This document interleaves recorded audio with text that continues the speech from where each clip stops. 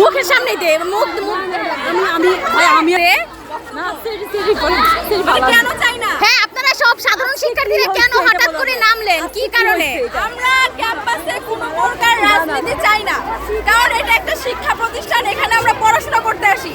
এখানে যদি কারো রাজনীতি করার ইচ্ছা থাকে সে ক্যাম্পাসের বাইরে গিয়ে করবে, আমরা কারো অধিকার ক্ষুণ্ণ করতেছি না। কিন্তু কথা হচ্ছে যারা এখানে পড়াশোনা করতে আসছেন পড়াশোনা করবেন, পড়াশোনা শেষ যদি চাকরি না পান বিয়ে করে ফেলবেন। কোনো আদৌ বোন বা আদৌ ভাই আমাদের ক্যাম্পাসে চাইতে হবে না। আমাদের হলে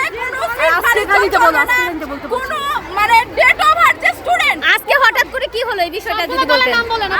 হঠাৎ করে কিছু না, ছাত্র জায়গায় মানে রাজনীতি চলতেছে, বিভিন্ন জায়গায় লেখালেখি হচ্ছে। এখানে ছাত্র রাজনীতি মানে চাই না আমরা, সেটা যে মানে লেখাটা ছিল এটা ওনারা মুছে ফেলছে।